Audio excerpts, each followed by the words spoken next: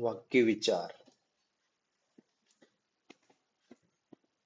वाक्य विचार यानी वाक्य क्या होते हैं और वाक्य कितने प्रकार के होते हैं, इसको आज हम इस वीडियो में समझेंगे।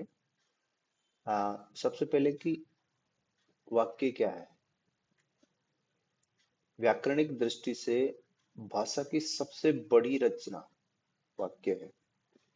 जैसे कि सबसे पहले ध्वनि, ध्वनि से वर्ण, वर्ण से शब्द और शब्दों से वाक्य। इसलिए व्याकरणिक दृष्टि से भाषा की सबसे बड़ी रचना वाक्य है।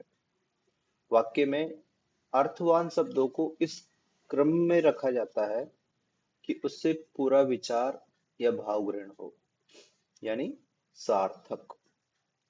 वाक्य विचार में शब्द क्रम, शब्द क्रम शब्द को जब शब्द ही जब वाक्य में प्रयोग हो जाता है तो उसको पद कहते हैं। तो इसलिए वाक्य विचार में शब्द क्रम, पद क्रम, उनके पारस्परिक संबंध, वाक्यों के अंग, वाक्यों के भेद, वाक्य विश्लेषण आदि का विवेचन होता है।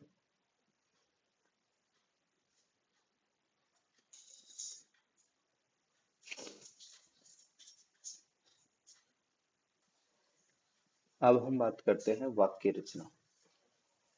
ऐसा व्यवस्थित पद या शब्द, जैसा कि हमने पहले बात की है, समूह है जो पूरा अर्थ अभिव्यक्त करे, एक्सप्रेस करे, वाक्य कहलाता है।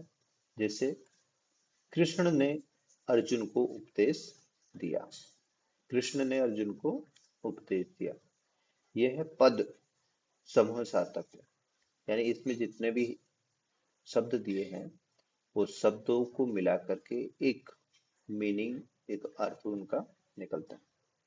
व्याकरण के नियम अनुसार व्यवस्थित है तथा पूरा अर्थ स्पष्ट कर रहा है।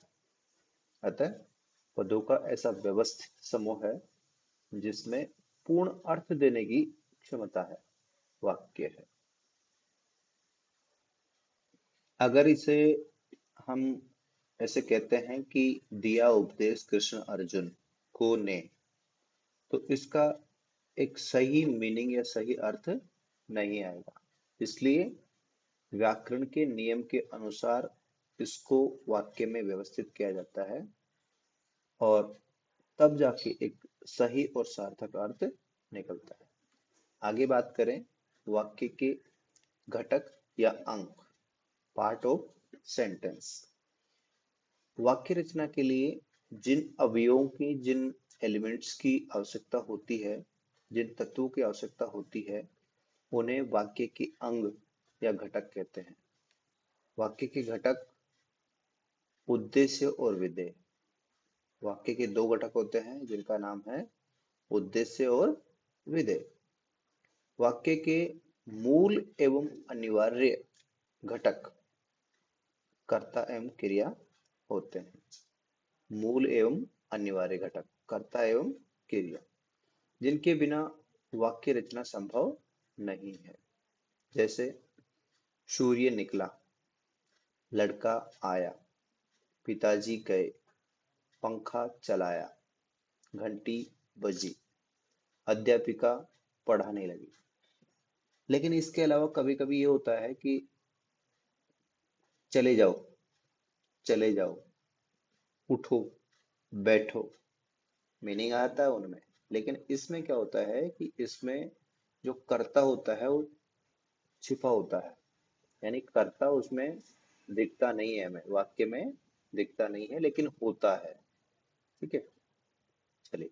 वाक्य के घटकों का अलग अलग करके उनका परस्पर संबंध बताना वाक्य विग्रह या वाक्य विश्लेषण कहलाता है।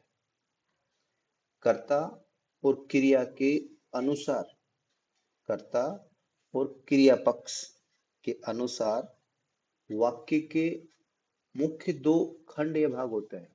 जैसे कि हमने बात की कि एक वाक्य में दो घटक होते हैं, तो एक कर्ता के अनुसार होता है और दूसरा क्रिया के अनुसार होता है। तो जो कर्ता के अनुसार होता है वो होता है आपका उद्देश्य, और क्रिया के अनुसार जो होता है वो आता है आपका विधेय। तो या कभी कभी हम कह सकते हैं कि उद्देश्य में कर्ता, कर्म या भाव व्यक्त होता है, और उससे संबंधित जो वाक्य का विस्तार होता है वो व्यक्त होता है। जबकि विधेय में क्रिया और कर्म, क्रिया और उससे उसके साथ में उससे रिलेटेड कौन सा कर्म है तो उसके विस्तार में आता है। अब बात करें हम उद्देश्य की, तो उद्देश्य वाक्य में जिसके विषय में कुछ कहा जाए वह उद्देश्य कहलाता है। उद्देश्य प्राय कर्ता, कर्म या भाव विचार होता है। जैसे अभी बात की हमने कि उद्देश्य कौन होता है वाक्य में, कर्ता, कर्म या भाव। ठीक है। तो इसके अंतर्गत कर्ता तथा कर्ता का विस्तार, कर्ता और कर्ता का विस्तार जिसमें विशेषण, संबंध बोधक और भाव बोधक आदि चीजें आती है। यानी कर्ता की विशेषता बताने वाले, उसको संबोधित करने वाले या भाव को बताने वाले जो शब्द कर्ता के साथ में आते हैं वो कर्ता का विस्तार होते हैं। जैसे मर्यादा पुरुषोत्तम राम ने रावण का वध किया। अब वाक्य में मर्यादा पुरुषोत्तम, जैसे कि हमने देखा पहले मर्यादा पुरुषोत्तम, तो मर्यादा पुरुषोत्तम विशेषण किसका है, राम का। यानी राम की विशेषता बताने वाले शब्द है मर्यादा पुरुषोत्तम। तो उद्देश्य यानी कर्ता, कर्ता कौन है यहाँ पर, राम। तो राम का विस्तार है, यानी राम की विशेषता बताने वाले, राम को संबोधित करने वाले और राम का भाव व्यक्त करने वाले जो शब्द इसमें इस्तेमाल होते हैं वो कर्ता का विस्तार होता है। और एग्जांपल देखते हैं हम। हरे रंग की कमीज मेरी है, हरे रंग की कमीज मेरी है। उद्देश्य, इसमें उद्देश्य क्या है, हरे रंग की, और कर्ता कौन है इसमें, कमीज। यानी बात कमीज की जा रही है, और कमीज कैसी है, हरे रंग की। तो इसलिए हरे रंग की इस कर्ता का विस्तार है। बस एक्सीडेंट में घायल व्यक्तियों को अस्पताल पहुंचाया गया।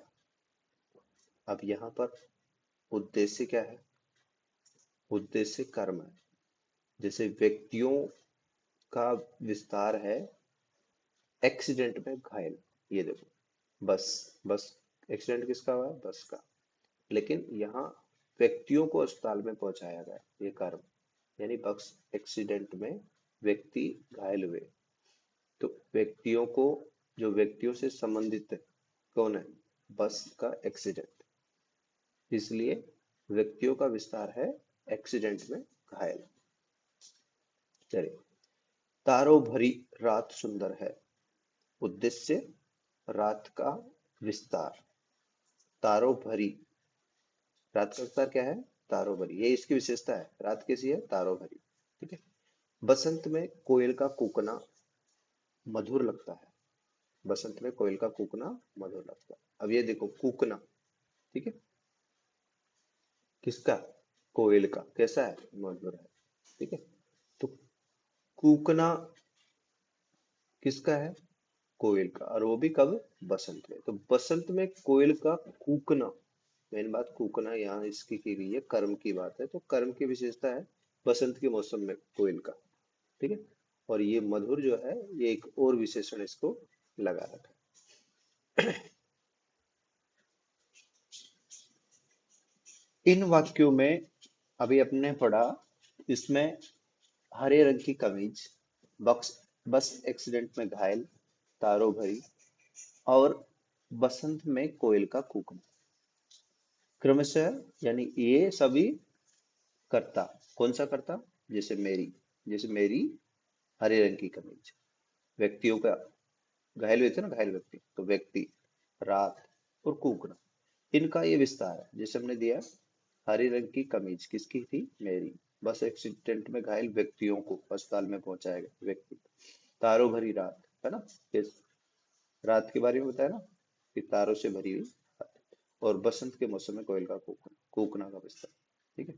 तो ये सब कर्ता, कर्ता, विधेय, अब बात करते हैं विधेय की। अभी जो उद्देश्य है, अब विधेय की बात। विधेय वाक्य का वह अंश जो वाक्य के उद्देश्य के विषय में बताता है, विधेय कहलाता है। जैसे हरे रंग की कमीज दीपू की है। हरे रंग की कमीज, कमीज दीपू की है। किसकी है? दीपू की है। भाविक बाजार जा रहा है। अब यहाँ पर हम देख रहे हैं कि ये किससे, क्रिया से संबंधित और क्रिया का विस्तार। ठीक है। बाजार जा रहा है, दीपू की है, किरण चाय ला रहा है। चाय ला रहा है, अब ये कर्म है वैसे चाय, लेकिन ये किसके साथ में? क्रिया के साथ में। तो ये इसलिए क्रिया का विस्तार हुआ। दिव्यांग पत्र धीरे धीरे लिखता रहता है। लिखता रहता है लेकिन कैसे? धीरे धीरे। जैसे हमने ये धीरे धीरे क्या है? क्रिया विशेषण है। तो ये क्रिया विशेषण किसकी विशेषता है? क्रिया की विशेषता।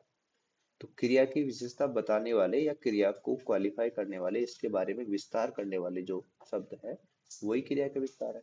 और क्रिया का विस्तार ही आपका विधेय है। क्रिया और उसका विस्तार ये विधेय में आते हैं। देखिए कि इन वाक्यों में दीपू की है, बाजार जा रहा है, चाय ला रहा है, धीरे धीरे लिखता रहता है, विधेय है। विधेय का विस्तार क्रिया के पूरक, कर्म, कर्म विस्तार और क्रिया विशेषण आदि के द्वारा होता है। यानी विधेय क्रिया का विस्तार किस किस के द्वारा? क्रिया के पूरक के रूप में, कर्म के रूप में और कर्म का विस्तार, और साथ ही विशेषण, जैसा कि हमने इन उदाहरणों से देखा है। अब देखिए कुछ और कि पूजिता धीरे धीरे बहुत मधुर स्वर में गाती है। पूजिता धीरे धीरे बहुत मधुर स्वर में गाती है।